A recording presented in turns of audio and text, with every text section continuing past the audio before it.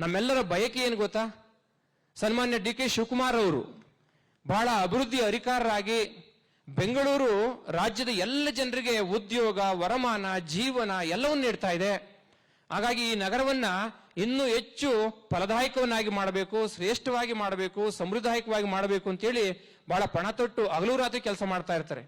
ನಮ್ಮ ಮಠಕ್ಕೆ ಅನೇಕ ಹಿರಿಯ ಅಧಿಕಾರಿಗಳು ಬಂದಾಗ ಹೇಳ್ತಾ ಇರ್ತಾರೆ, ನಾವು ನಿಜವಾಗಲೂ ಸನ್ಮಾನ್ಯ ಉಪಮುಖ್ಯಮಂತ್ರಿಗಳನ್ನ ಅನೇಕರು ಟೀಕೆ ಮಾಡಬಹುದು, ಆದರೆ ಅವರ ಕೆಲಸದ ವೈಖರಿ, ಹಿಡಿದ ಹಠವನ್ನ ಸಾಧಿಸುವಂಥದ್ದು, ಮಾಡಿಯೇ ತೀರ್ತೀನಿ ಅನ್ನೋ ಒಂದು ಹಂಬಲ ಮತ್ತು ಸಂಕಲ್ಪ ಶಕ್ತಿ ಇದೆಯಲ್ಲ, ಅದು ಕೂಡ ಅವರನ್ನ ನಾಡಪ್ರಭು ಕೆಂಪೇಗೌಡರ ಒಂದು ಸ್ಥಾನದಲ್ಲಿ ಕೂರಿಸಲಿಕ್ಕೆ ನಾಡಪ್ರಭು ಕೆಂಪೇಗೌಡರು ಹೆಚ್ಚಿನ ಆಶೀರ್ವಾದವನ್ನ ಮಾಡಲಿ.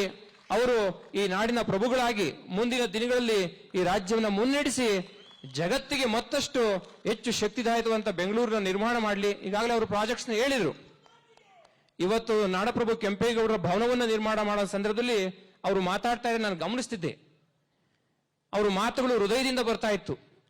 ನಾವು ಸರ್ವ ಜನಾಂಗದ ಶಾಂತಿಯ ತೋಟವಾಗಿರಬೇಕು, ಹುಟ್ಟತಃ ನಾವು ಒಕ್ಕಲಿಗರಾಗಿ ಹುಟ್ಟಿರಬಹುದು, ಆದರೆ ಸರ್ವರ ಹಿತವನ್ನ ಬಯಸುವಂತಹ ರಾಷ್ಟ್ರಕವಿ ಕುವೆಂಪುರವರ ಆದರ್ಶಗಳನ್ನ, ನಾಡಪ್ರಭು ಕೆಂಪೇಗೌಡರ ಆದರ್ಶಗಳನ್ನ ನಾವು ಹೃದಯದಲ್ಲಿ ಇಟ್ಕೊಳ್ಳೋಣ. ಬರೀ ಬುದ್ಧಿವಂತಿಕೆಯಲ್ಲಿ ತೋರಿಸಿದರೆ ಸಾಕಾಗುವುದಿಲ್ಲ, ಅದನ್ನು ಹೃದಯದಲ್ಲಿ ಇಟ್ಟುಕೊಂಡು ಎಲ್ಲರನ್ನು ಪ್ರೀತಿಯಿಂದ ಎಲ್ಲರನ್ನು ಒಳಗೊಳ್ಳುವಂತ ಒಂದು ರಾಜ್ಯವನ್ನ ನಿರ್ಮಾಣ ಮಾಡೋಣ ಹಂಬಲವನ್ನು ಅವರು ವ್ಯಕ್ತಪಡಿಸ್ತಾ ಇದ್ರು. ಅದಕ್ಕೆ ನಾನು ಅಶೋಕ ದಿ ಗ್ರೇಟ್ ಅಂತ ಹೇಳಿದ್ದು.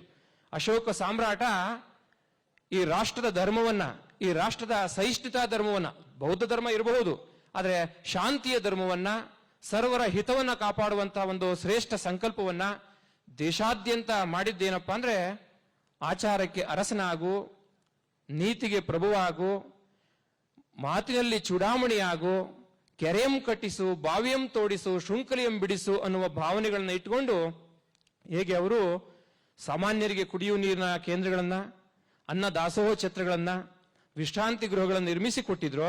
ಹಾಗೆ ನಾಡಪ್ರಭು ಕೆಂಪೇಗೌಡರು ಎಲ್ಲ ಸಮುದಾಯದವರು ಬೆಂಗಳೂರಿನಲ್ಲಿ ಬಂದು ವ್ಯಾಪಾರ ವ್ಯವಹಾರಗಳನ್ನ ಮಾಡಿಕೊಂಡು ಅವರ ಜೀವನವನ್ನ ವೃದ್ಧಿಸಿಕೊಳ್ಳಿ ಅನ್ನೋ ಒಂದು ಹಂಬಲ ಇಟ್ಟುಕೊಂಡು ಹೇಗೆ 500 ವರ್ಷಗಳ ಹಿಂದೆಯೇ ವಿಶ್ವ ಮಾನವ ತತ್ವಕ್ಕೆ ತಲೆಬಾಗಿ ಅದಕ್ಕೆ ಸಂಕಲ್ಪ ಬೀಜವನ್ನು ನೆಟ್ಟಿದ್ರು. ಆ ನಿಟ್ಟಿನಲ್ಲಿ ನಡೆಯೋಣ ಅನ್ನೋ ಒಂದು ಹಂಬಲವನ್ನು ಅವರು ಹೇಳಿದ್ದು ನಿಜವಾಗ್ಲೂ ಬಹಳ ಖುಷಿ ಆಯ್ತು. ಒಬ್ಬ ರಾಜಕೀಯ ನಾಯಕರಿಗೆ ಇಂತಹ ಭಾವನೆ ಇದ್ದಾಗ ಎಲ್ಲರೂ ಕೂಡ ಪ್ರೀತಿಸ್ತಾರೆ, ಎಲ್ಲರೂ ಕೂಡ ಗೌರವಿಸ್ತಾರೆ ಅಂತ. ನಮಗೆ ಇನ್ನೊಂದು ಹೆಮ್ಮೆ, ಪೂರ್ವಾಶ್ರಮದಲ್ಲಿ ನಾವು ಕಂದಾಯ ಇಲಾಖೆ ಅಧಿಕಾರಿಯಾಗಿ ಕೆಲಸ ಮಾಡಬೇಕಾದ್ರೆ ಈ ರಾಜ್ಯ ಕಂಡ ಅಪ್ರತಿಮವಾದಂತಹ ನೇರ ನಿಷ್ಠುರ ನಡೆಯ ಮಿನಿಮಮ್ ಗವರ್ನಮೆಂಟ್ ಮ್ಯಾಕ್ಸಿಮಮ್ ಗವರ್ನೆನ್ಸ್ ಅನ್ನೋ ಕಲ್ಪನೆಗೆ ನಿಜವಾದಂತಹ ಸಂಕಲ್ಪ ಬೀಜವನ್ನು ಈಗ ಬಿತ್ತಿರುವಂತಹ ಒಬ್ಬರು ಶ್ರೇಷ್ಠ ರಾಜಕೀಯ ಮುತ್ಸದಿ ಅಂದ್ರೆ ನಮ್ಮ ಬೈರೇಗೌಡರ ಮಗ ಕೃಷ್ಣ ಬೈರೇಗೌಡರು. ಯಾಕೆ ನಾನು ಅವ್ರ ಜೊತೆ ಕೆಲಸ ಮಾಡಿದ ಅನುಭವವನ್ನು ಹೇಳಬೇಕಾಗುತ್ತೆ. ಇವತ್ತು ಇಡೀ ರಾಜ್ಯದಲ್ಲಿ 75% ರೈತ ಸಮುದಾಯ ಇದ್ದಾಗ ಕಂದಾಯ ಇಲಾಖೆ ಕೆಲಸಗಳನ್ನ ಬಹಳ ಚೂಟಿಯಾಗಿ, ಚುರುಕಾಗಿ, ತಾಂತ್ರಿಕವಾಗಿ ಎಲ್ಲನೂ ಕೂಡ ಚೆನ್ನಾಗಿ ಮಾಡಬೇಕು. ಏನಾದ್ರೂ ಈ ಸರ್ಕಾರಕ್ಕೆ ಒಂದು ಒಳ್ಳೆಯ ಹೆಸರನ್ನ ತರಬೇಕು. ಇದು ಸಮಾಜವಾದಿ ಹಿನ್ನೆಲೆಯ ಸರ್ಕಾರ. ಮಾನ್ಯ ಮುಖ್ಯಮಂತ್ರಿಗಳ ಆದಿಯಾಗಿ ಎಲ್ಲರೂ ಕೂಡ ಸಮಾಜವಾದಿಯಾಗಿ, ಸಂವಿಧಾನ ಬದ್ಧರಾಗಿ, ಡಾಕ್ಟರ್ ಬಾಬಾ ಸಾಹೇಬ್ ಅಂಬೇಡ್ಕರ್ ಅವರು ಏನು ಸಂವಿಧಾನದಲ್ಲಿ ನಮಗೆ ಪ್ರಜ್ಞೆಯನ್ನು ತುಂಬಿದ್ದಾರೆ, ಆ ಪ್ರಜ್ಞೆ ಫಲವನ್ನು ನೀಡಬೇಕು ಅನ್ನೋ ಹಂಬಲವನ್ನು ಇಟ್ಕೊಂಡಿದ್ದಾರೆ. ಆ ನಿಟ್ಟಿನಲ್ಲಿ ಸನ್ಮಾನ್ಯ ಕೃಷ್ಣ ಬೈರೇಗೌಡರು ನಮಗೆಲ್ಲರೂ ಕೂಡ ಹಿಂದೆ ಪೂರ್ವಾಶ್ರಮದಲ್ಲಿ ಮಾರ್ಗದರ್ಶಕರಾಗಿದ್ರು. ಅವರು ಇವತ್ತು ಕೂಡ ಆ ಕೆಲಸವನ್ನ ಚೆನ್ನಾಗಿ ಮಾಡ್ತಾ ಇದ್ದಾರೆ ಅಂತ ಹೇಳ್ತಾ, ಮತ್ತೊಮ್ಮೆ ನಾಡಪ್ರಭು ಕೆಂಪೇಗೌಡರು ನಮ್ಮ ಜನನಾಯಕರಿಗೆ, ನಮ್ಮೆಲ್ಲರಿಗೂ ಆದರ್ಶಪ್ರಾಯರಾಗಿದ್ದಾರೆ. ಅವರ ಆದರ್ಶಗಳನ್ನ ನಾವು ಶಿರಸ ಪಾಲನೆ ಮಾಡೋಣ. ಮತ್ತೊಮ್ಮೆ ಬೆಂಗಳೂರಿನ ಜಗತ್ತಿನ ಶ್ರೇಷ್ಠ ನಗರವನ್ನಾಗಿ ಮಾಡಲಿಕ್ಕೆ ತ್ಯಾಜ್ಯ ಮುಕ್ತ, ಪ್ಲಾಸ್ಟಿಕ್ ಮುಕ್ತ ಮತ್ತೆ ಸ್ವಚ್ಛತಾ ಯುಕ್ತವಾದಂತಹ ನಗರವನ್ನು ಮಾಡಿ ಮಾಗಡಿ ಕೆಂಪೇಗೌಡರು ಏನು ಬೀಜ ಬಿತ್ತಿದ್ದಾರೆ ಅದು ಶಾಶ್ವತವಾಗಿ, ಹೆಮ್ಮರವಾಗಿ, ಆಲ್ದಮರವಾಗಿ ಎಲ್ರಿಗೂ ಆಶ್ರಯ ಕೊಡುವಂತಹ ತಾಣವನ್ನಾಗಿ ಬೆಳೆಸುವ ಸಂಕಲ್ಪವನ್ನು ಮಾಡೋಣ ಅಂತ ಹೇಳ್ತಾ ಮತ್ತೊಮ್ಮೆ ಎಲ್ರಿಗೂ ಶುಭವನ್ನು ಕೋರ್ತೇನೆ.